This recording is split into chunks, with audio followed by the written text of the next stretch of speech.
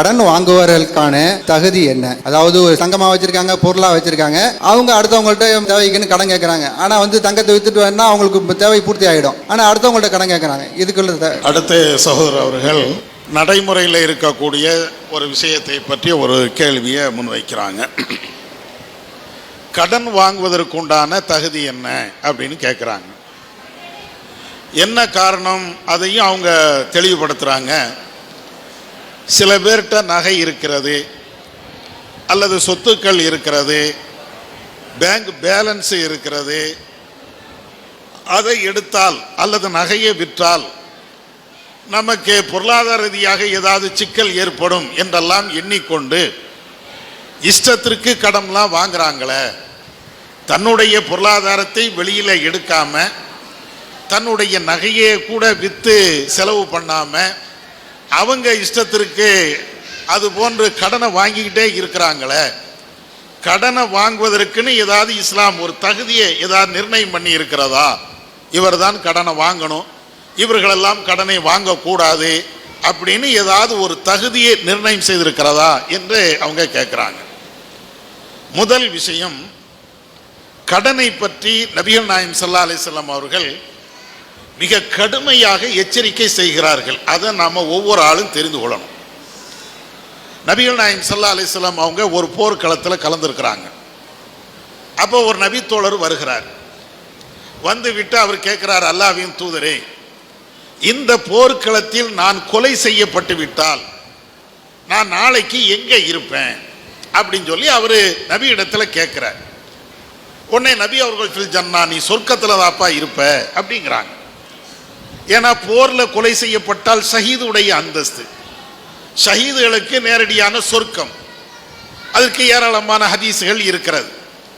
அப்போ போர்க்களத்தில் நான் கொலை செய்யப்பட்டு விட்டால் எனக்கு சொர்க்கம் தானே கிடைக்கும். இதை நபி அவர்கள்ட்ட அவங்க கேட்கும்போது அல்லாஹ்வுடைய தூதர் சொல்றாங்க, ஆமா உனக்கு சொர்க்கம்தான். உடனே அவரு நாம சொர்க்கத்துக்கு போறோம் அப்படின்னு நினைச்சுக்கிட்டு அந்த போர்க்களத்தில் மீண்டும் வேகமாக போறார்.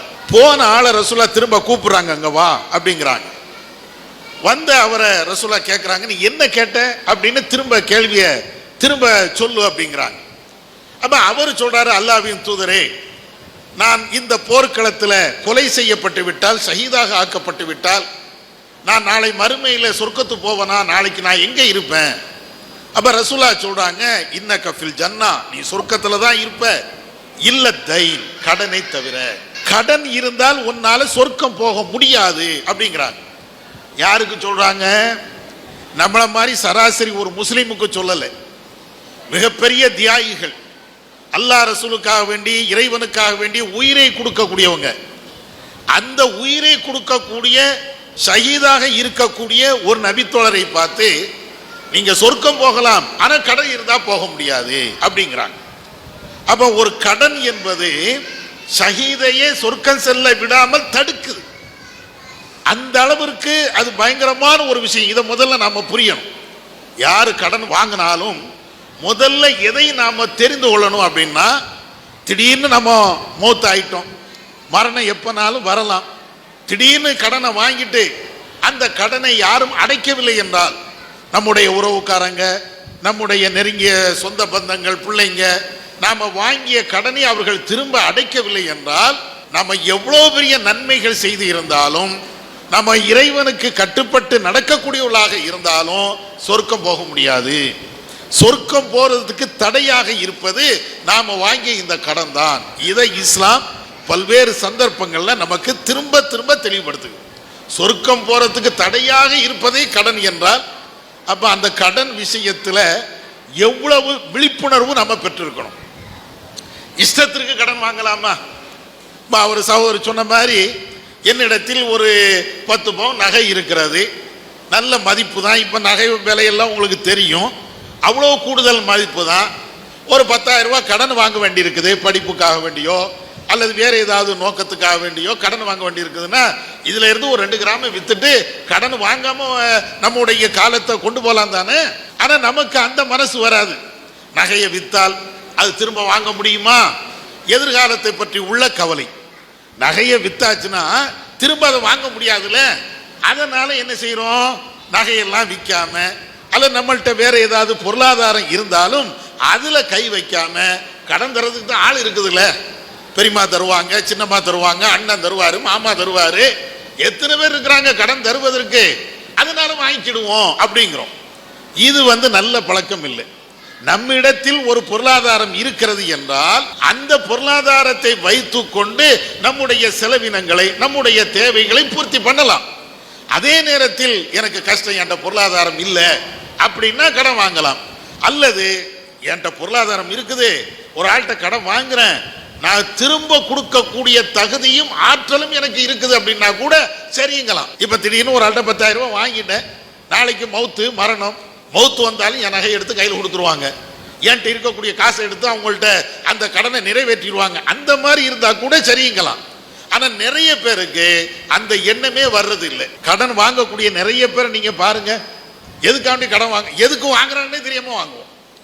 எதுக்கு வாங்குறோம், கடன் வாங்குறோம் அதுவே தெரியாது. ஏன்னா ஊர் ஃபுல்லா இப்ப அவ்வளவு கடைகள் முளைச்சு இருக்கிறது, ஏகப்பட்ட கடைகள். இன்ஸ்டால்மெண்ட் சொல்லுவாங்களா, இன்ஸ்டால் உங்களுக்கு என்ன வேணும். இப்ப விளம்பரமே எப்படி வருது, நீங்க 5 ரூபாய் கொண்டு வந்து 1 லட்சம் ரூபாய் பைக்கை எடுத்துட்டு போயிடலாம், வெறும் 5 ரூபாய் கட்டுங்கிறான். 5 ரூபாயை கொடுத்துட்டு 1 லட்சம் ரூபாய் பைக்கு. என்னப்பா 5 ரூபாய்க்கு 1 லட்சம் ரூபாய் பைக்கு, அது எப்படி, மீதி எல்லாத்தையும் தவணை முறையில நீங்க கட்டலாம் அப்படின்னு கூவி கூவி வியாபாரம் பண்றான். உங்க வீட்டுக்கு தேவையான வீட்டு உபயோக பொருட்கள் என்ன வேணும் உங்களுக்கு, கட்லு வேணுமா, மெத்த வேணுமா, தலஅணை வேணுமா, ஃப்ரிட்ஜ் வேணுமா, ஏசி வேணுமா, என்ன வேணும், காசே வேண்டாம், வாங்க வாங்க அள்ளி கொண்டு செல்லுங்கள். விளம்பரமே அப்படித்தானே வருது. நீங்கள் பணத்தை உடனே கட்ட தேவையில்லை, ஃப்ரீயாக வாங்க, எங்களுடைய பொருளை எடுத்துட்டு போங்க, நீங்கள் கொஞ்சம் கொஞ்சமாக தவணை முறையிலே கட்டிக் கொள்ளலாம். இப்படி கடன் வாங்குவதை நம்மளை ஊக்கப்படுத்துறாங்க. நம்ம சும்மா இருந்தாலும் அவன் சும்மா இருக்க விட மாட்டேங்கிறான். கடன் வேண்டாம், கடன் வாங்க மாட்டேன் என்ற கொள்கை இருந்தாலும் நம்மளை ஈமான அப்படியே சோதிச்சு பார்க்கிறான். என்ன வேணும் உங்களுக்கு, வாங்க, எல்லா கடை என்னென்ன உண்டோ எல்லாமே இப்ப இன்ஸ்டால்மெண்ட்ங்கிற அளவுக்கு ஆகி போயிடுச்சு. பொருளாதாரம்ங்கிறது இன்னைக்கு காசு கொடுத்து வாங்கணும் அப்படிங்கிறது எல்லாம் இல்லாம போய் என்னன்னாலும் வாங்கிக்கிடுங்க. ஒரு நேரத்தில் மிக்சி கொடுத்துட்டு இருந்தான், கட்லு கொடுத்துட்டு இருந்தான், இன்னைக்கு அப்படி இல்லையே. உங்களுக்கு தேவையான அனைத்து பொருளும் எந்த அளவுக்கு தெரியுமா, உங்களுக்கு வீடு இல்லையா, மனையே இலவசமா தாரங்கிறான். இலவசம்னா என்ன அர்த்தம், உண்மையிலே இலவசம் கிடையாது, மாசம் மாசம் நீங்க திரும்ப கட்டுங்க அப்படிங்கிறான். இன்னொருத்தன் வாரான், உங்களுக்கு வீடு இல்லையா, மனையை வாங்குங்கள், வீடை நாங்கள் இலவசமா கட்டித்தாரோம் அப்படிங்கிறான். எப்படி, ஏதாவது நாங்க லோன் போட்டு வாங்கி தந்துருவோம், அதை போட்டு வாங்கி தந்துருவோம் அப்படிங்கிற அடிப்படையில்.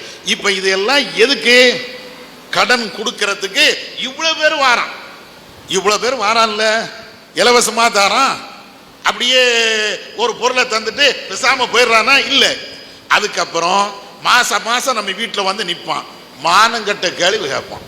இந்த கடன் இன்ஸ்டால்மெண்ட் எல்லாம் கொடுக்குறாங்களா இல்லையா, முதல்ல ரொம்ப ஆசை வார்த்தைகள் சொல்லுவான். உங்களுக்கு அப்படி இப்படி எதுவுமே தேவையில்லை, வட்டி இல்லை, அது இல்லை, இது இல்லை, எல்லாத்தையுமே சொல்லி நம்மள கடன் வாங்க வச்சிருவான்.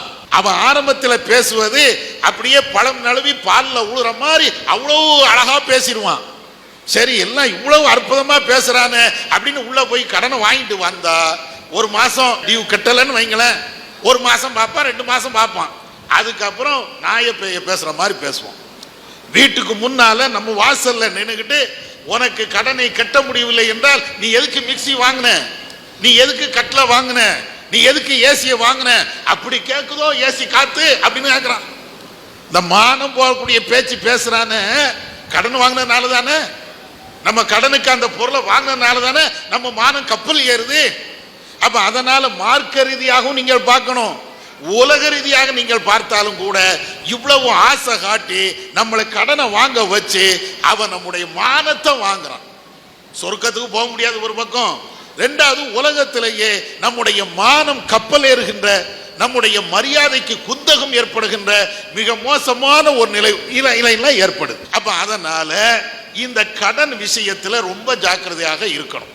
நபிகள் நாயகம் ஸல்லல்லாஹு அலைஹி வஸல்லம் அவர்கள் நேரடியாக இந்த கடன் வாங்குறதுக்கு இந்த தகுதி இருக்கணும், அந்த தகுதி இருக்கணும்னு எந்த செய்தியும் சொல்லல.